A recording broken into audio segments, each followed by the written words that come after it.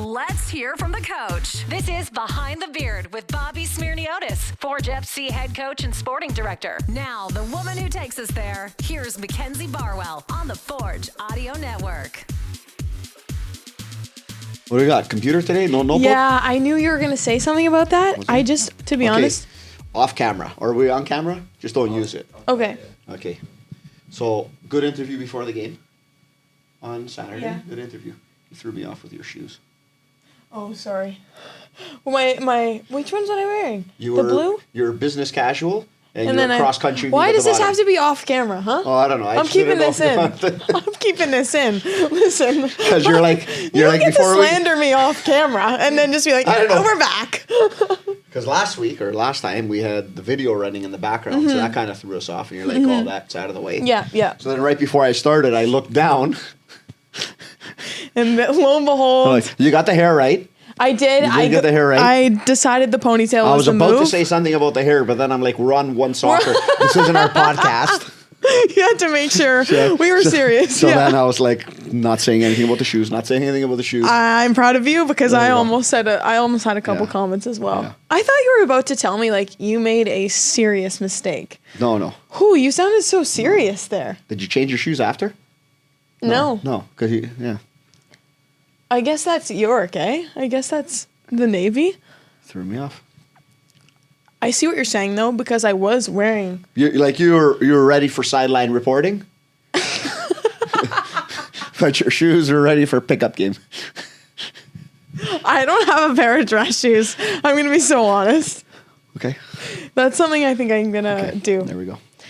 But I felt like I had to dress it down a little bit because it was the fit was intense. I was wearing it for Spark Summit because the panel happened and I wanted to be businessy. How did that go? Really good. Yeah, thanks for asking. No problem. We did panel at 1, One Soccer at 3, in-game at 4. It was a lot.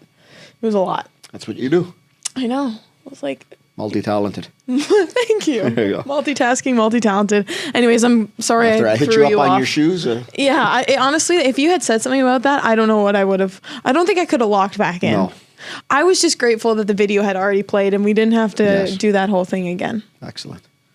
All right. Anyways, with that being said, that's staying in the episode. Sorry. I hope your soap coffee tastes good. I had a comment on the last episode. Yeah. Somebody said, McMaster Poli-Sci represent. There you go. So people do care about my classes and staying up to speed. There you go. As long as you're doing well. Yeah. I'm going to the Elections Canada office tomorrow. Oh. Yeah.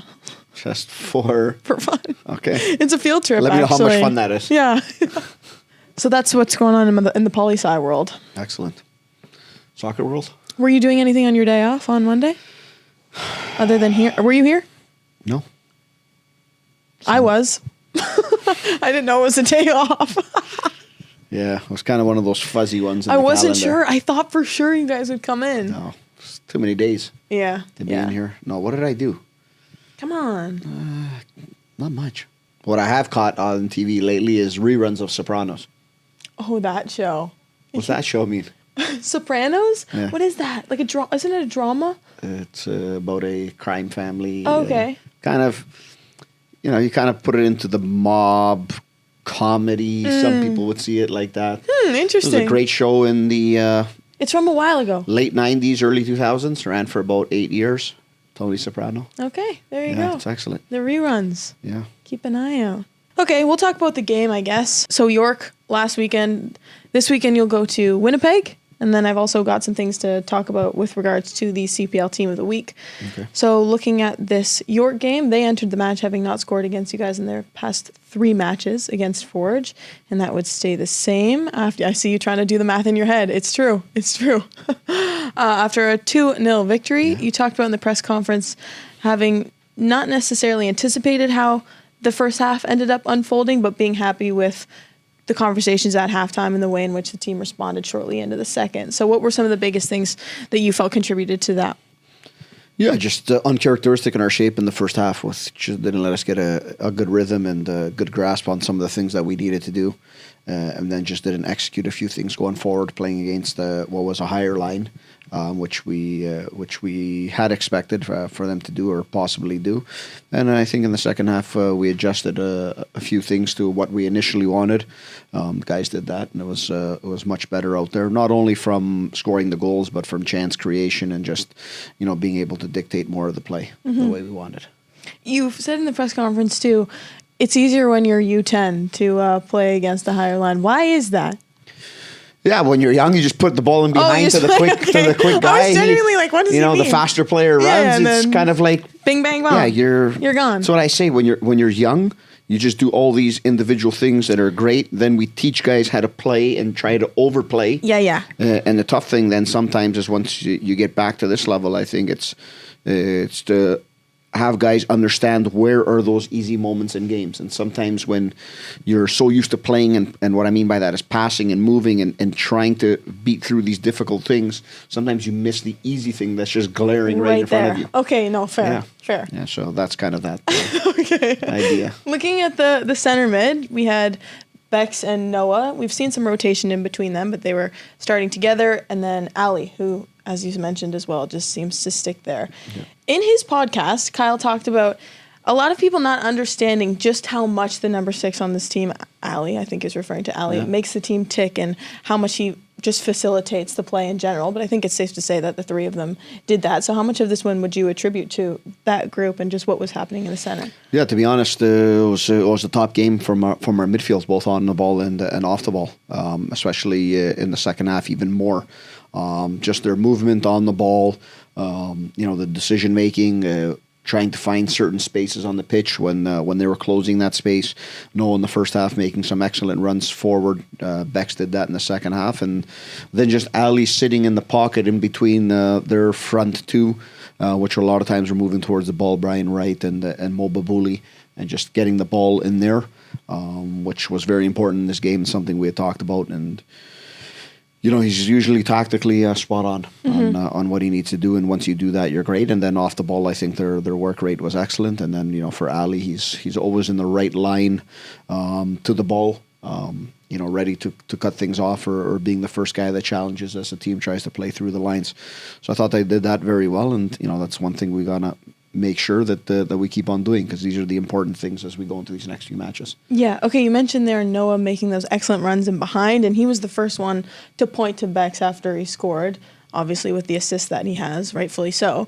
But do you think it's worth crediting Noah a little bit more on the run that he made? Like, he said it was a tap-in, and I'm like, I don't know, I think it's a little more than a tap-in. He started from the sideline. Yeah, and then he ran in. Yeah, so he's probably done about, I'd say 30 meters, probably more, 40 meters of distance there. So, yeah, but, it's what we say. Sometimes when something happens on one side of the field, it's the other side that will reap the rewards so long as you put the effort in. Oh, okay. And that's a great example of it. Yeah. Because, a player that's out wide and at the start of that play, Noah's literally on the touchline on the right side, you can kind of hang out there and take your time, thinking, something will happen on that side of the field, let them deal with it, or get to the spots that make sense. And if you fill those zones and those areas of the field, and you do it enough, good things happen. Good things happen. The second half, rain started falling. Do you what's that like for you? Do you like the rain? Yeah, I mean, it's as long as it's not freezing out there. Right, fair. I don't mind. Luckily, we were able to do the post-game interview underneath the thing, so the Blazer did not suffer the consequences. Doesn't ruin what's up top, right. So we're good here. We're all fine. Does it affect any? No, I mean, it's pretty good. Okay, let's go back to our conversation here. My bad, I'm getting off track.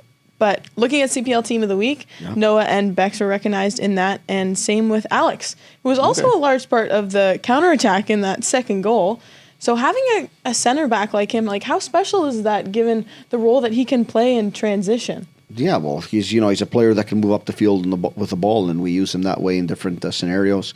We look back over his career, and Alex came here as a number 8, further up the field, became the top number 6 in this league, and also became the top center back in this league. So he's got an ability to move, and it's one thing that we like to see from him is just moving forward with the ball, being aggressive, and that was a great motion. First pass starts from Ali. In those situations, makes a very good outlet pass, and once you get into the open field in that play, he's moving with the ball, who's excellent with it. Then you got two guys who can really move in behind the opponent, and Nana and Victor. And you see Victor's change of pace, just taking it easy, and then all of a sudden kicking it up a little bit. And then he's gone, and it was an excellent goal on the break. And it's things that we work on, we want to be good at. Because it's not just about being on the ball, but also when you find those moments, how can you quickly get out and take advantage of an opponent that's not there? It was fun to see Nana and Victor have that moment together. We talked about it pregame too. Those two guys in particular. Good two players to bring off the bench. Yeah, no kidding, eh? Yeah.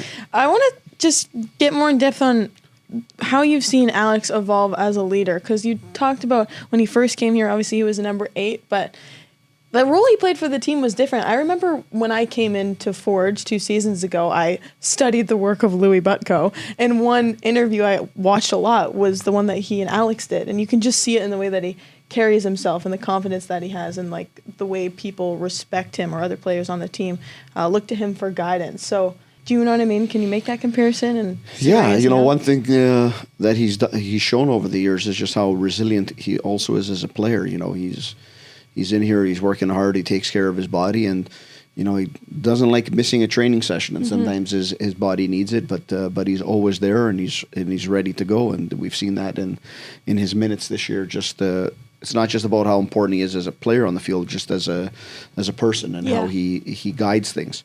And he's an interesting guy, because he's one personality on the field and another personality off the field. That's so true. Because on the field he's great, he's moving, feels good. Yeah, once he comes off the field, he doesn't feel. Yeah. You wouldn't know if he was playing the sport. You would never know. Yeah. You genuinely wouldn't. But then you start learning a little bit more about the Swedish culture and so on, and the way that asking they people operate. how they're doing in the morning. Yeah, don't do it. Don't do it. Don't do it. That's what I've learned. Alex. You're not going to like the answer. You're going to learn to live with the answer. Yeah. I know that it doesn't mean much when it comes to performance on the field. I don't know what I've chosen. True. Right. At this point, I just go, hey, Alex, there's no more asking. It's not worth it. Excellent story. It's... as we've discussed this, and we discuss about different players, the story comes back to the first time I met Alex. We're at the Sandman here in Hamilton for our first preseason as a team in 2019. We started, I think, the first 10 days with all the players at the hotel, and he flew in after the first day, I think. Okay, yeah. So Jelani picked him up at the airport, brought him to the hotel. I met him. Hey, Alex, nice to meet you. How's everything? How you feeling? The first thing that came out of his mouth was tired. Are you serious? So looking in retrospect, he was telling me something back then. Oh my God. Tired. He was forecasting. Long trip. Shit. It was just there you go. That's crazy. Okay, I'm not going to lie. I'll never forget that meeting. I'm like, okay, this guy's tired. He just flew. He's got a little bit of jet lag. Surely he'll pick it up. Get the energy later, a little bit. He's still tired. He's still tired. Man, that's not on the field. Yeah. Not on the field. Let's make that clear. Yes. Wow, that's you would good never stuff. know. I really thought it might have just been this season he's been feeling it, because I don't know why. Maybe it was because I was new and he was trying to give me a little bit more something last year. No. But now it's that. No. What a great story. Yes. Sandman. Okay, let's look ahead to this weekend. As I said, you'll travel to Winnipeg and play Valour on Sunday. This weekend, Forge have a chance to accumulate 50 total points, at which no other CPL team can catch up to. So with that said, you do have an opportunity to clinch the regular season title and, of course, a spot in Champions Cup. So I know based on all the conversations we've had previous, you'll tell me that you don't approach this game any different than the way you would others with the intention to win.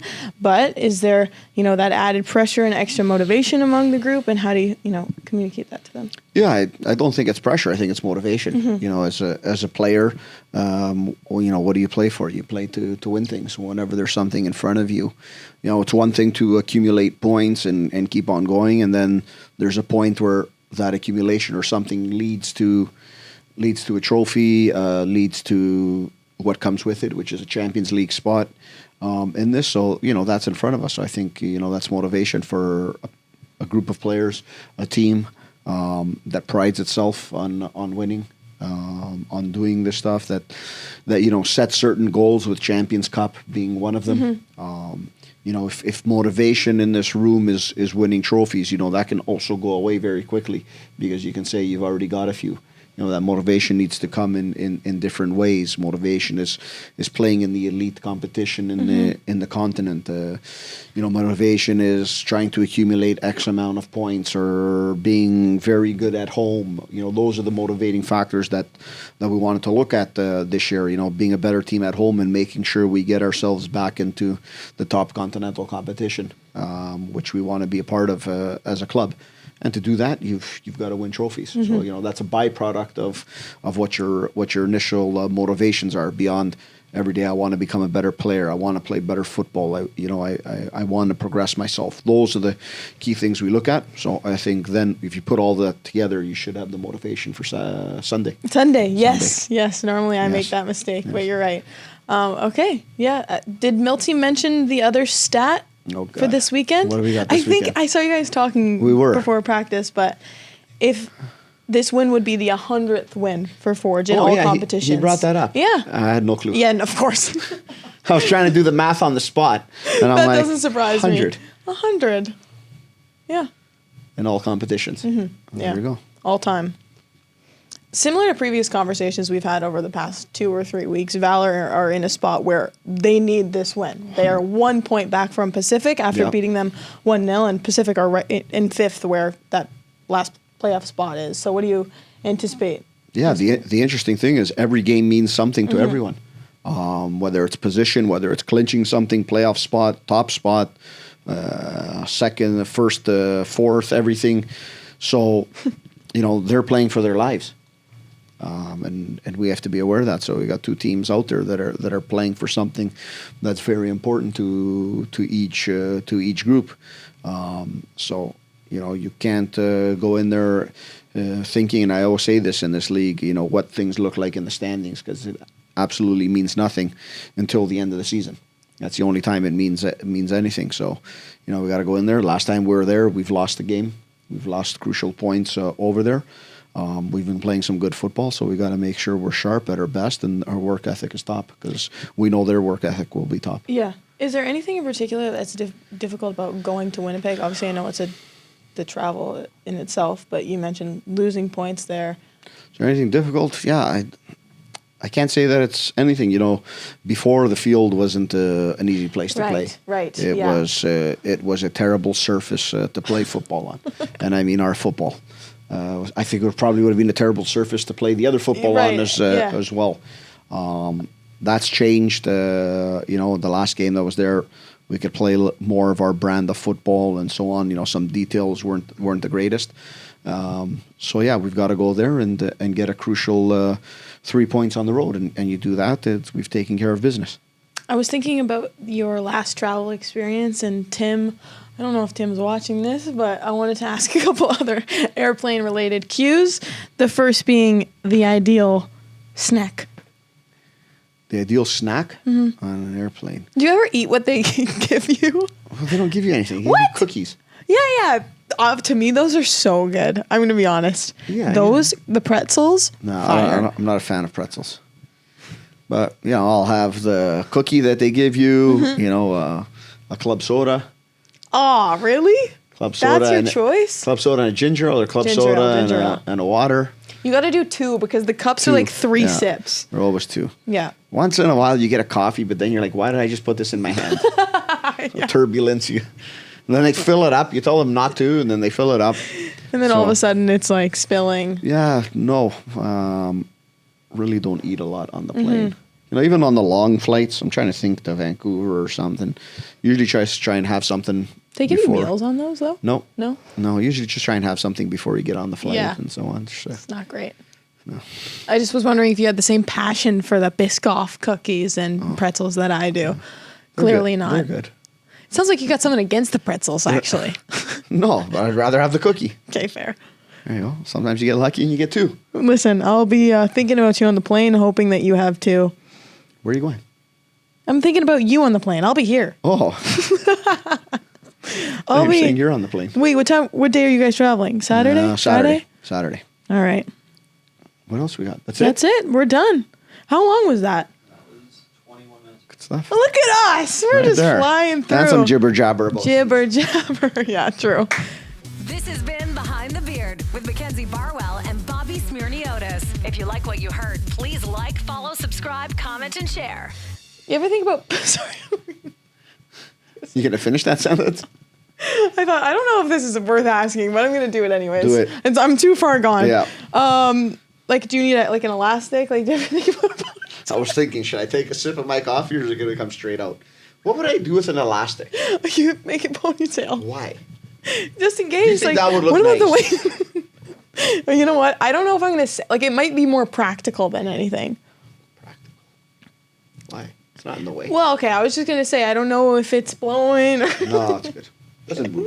I'm glad. Have you ever seen it go anywhere? No, I've literally never seen it. It's Yeah. quite impressive, actually.